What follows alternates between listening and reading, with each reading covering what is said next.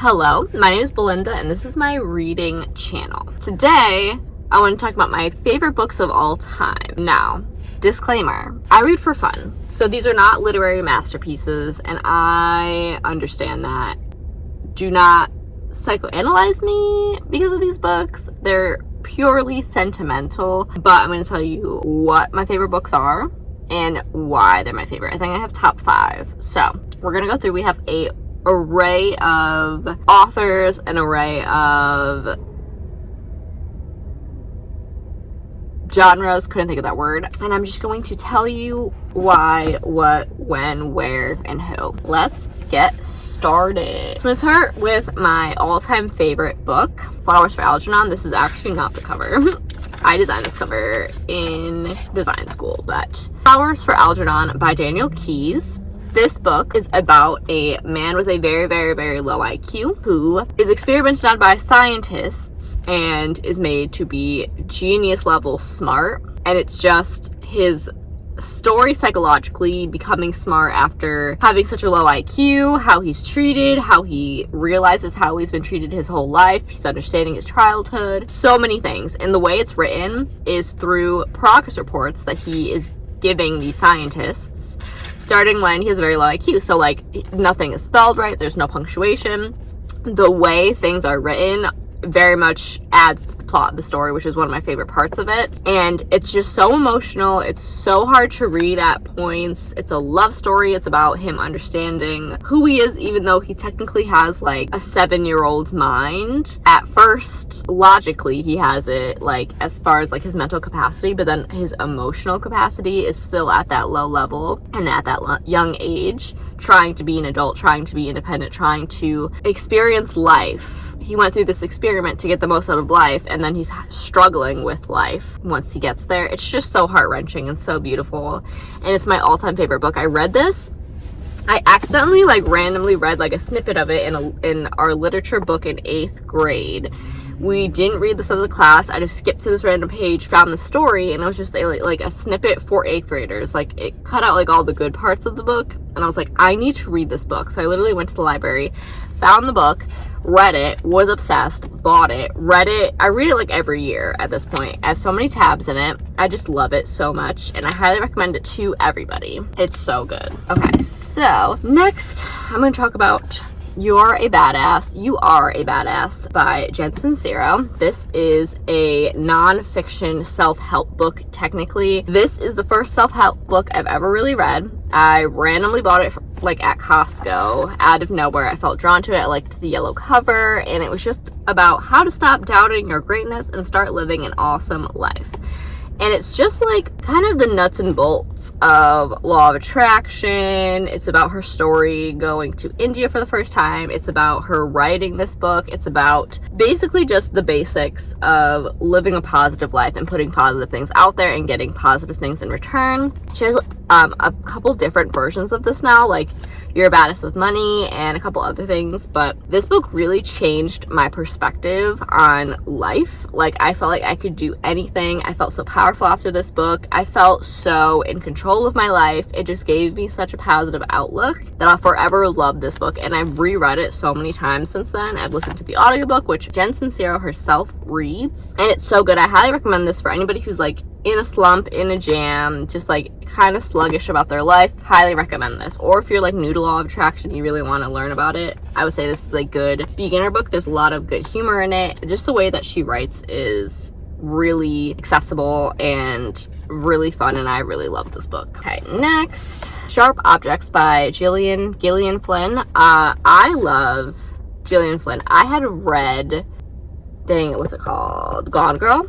I read Gone Girl by her, which is, I would say, her most popular book. I didn't like Gone Girl. So, fun thing about me, cheating is triggering. I can't read about it for whatever reason. It really freaks me out. And Gone Girl, couldn't handle it. I hated every character in it. This book, I wouldn't say this one is my favorite book, honestly. I would say I liked Dark Places. I liked that book a lot more than this one, but regardless, they're both really, really good, and I read them really close to each other. This one is probably my favorite over this one, but this was really my first thriller that I had ever really read, I have an old to-do list in here that's really funny. It's one of those kinds of books where the woman is an adult and she goes back to her hometown to uncover the murders that happened in her youth and figure out what really happened. So the way it's written is so beautifully, beautifully done.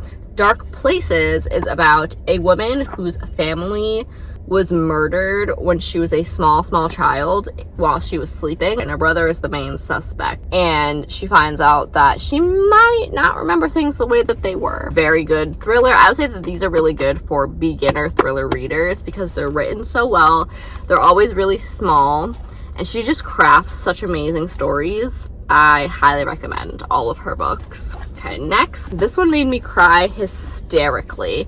This is My Sister's Keeper by Jodi Picoult. Since reading this book, I have fallen in love with Jodi Picoult's writing. Like, she's one of my favorite authors, and she's always at thrift stores. She's always all over the place. She's written so many books, and every single one I've read is profound and beautiful and amazing. This one is about, if you don't know, this is a very popular book. It's a very popular movie that came out, but it's about a young girl who was born to save her sister's life. Her sister has childhood cancer, and she was born to have basically just be a match for her so that she could give bone marrow transplants to her. She could give parts of herself to save her sister.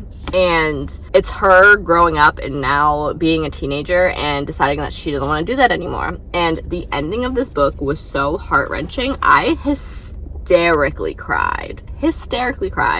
It was just so beautiful as a story altogether, and honestly, because of that is why this is one of my favorite books of all time. And I will 100%, I have not reread it since the first time I read it because I was so emotionally damaged, but I will definitely reread this book again.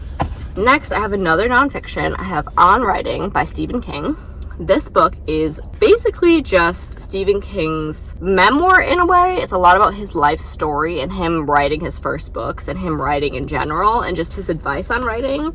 He also has advice on reading and different books that he suggests reading for good literature. He updates that list very often. But if you are a writer or an aspiring writer, this inspired me to write. I had no real inclination of writing until I read this book, and I was like, I actually really want to write a book. That's one of my goals for life, is I do really, really want to write a book. And just him having written so many very, very large books and so many books in general, it was just very interesting to see his perspective on the writing process in general. And I really, really enjoyed this book. Then we have Big Little Lies. This was my very first Lan Moriarty book. I love her. I've read multiple since then.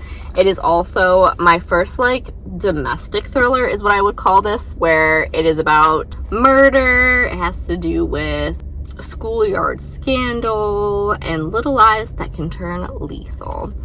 Honestly, I just remember the gossip, the moms trying to figure out what each other knows and kind of not backstabbing, but they're all kind of really catty, and I enjoyed this book so much. I bought it on a whim at Stop and Shop for $10. It's the mass paperback edition that came out for the TV show. I didn't watch the TV show because it's on HBO, and I don't have HBO. I loved this book though so much. It was just such a different world, and it has really short chapters, which is always a favorite of mine. Very fast paced. I think this was one of the first adult books that I ever really read, which is why it holds a really special place in my heart, because until then I had only ever felt comfortable reading YA. So this is definitely one of my favorite books ever, and I highly recommend this and any more of her books. I really, really enjoy her writing, even though they're for 45-year-old women. I was kind of born a 45-year-old woman. So, and then last but not least is The Wives by Taryn Fisher. So this book I read last November, so November 2021, and this book really got me. I read it in a day, and I was going through such a reading slump. I hadn't really read anything, and out of nowhere I just picked up this book. I was like, it's a thriller. I love thrillers, and oh man, did this get me. I just loved it so much. It's basically about a woman who is one of 3 wives that this man has, and she's basically just telling her story of how he sees her every Thursday. Not allowed to ask questions about the other wives. None of them are supposed to know anything about each other. She's never met them. She's never seen them. She's just supposed to go on living this life where she sees her husband one day a week. She tells everybody that he's her husband. Nobody ever really sees him because he works in a different city, and he just comes and visits her on this one day. And she eventually ends up tracking one of his wives down, kind of by accident, kind of on purpose, and she ends up realizing that there's a lot more secrets going on in this polygamist relationship. What she uncovers is wild, and I just love it so much. I thought this was so gripping. I gave it to a coworker to read while she was on vacation. It's so fast-paced. You just never really understand what's going on.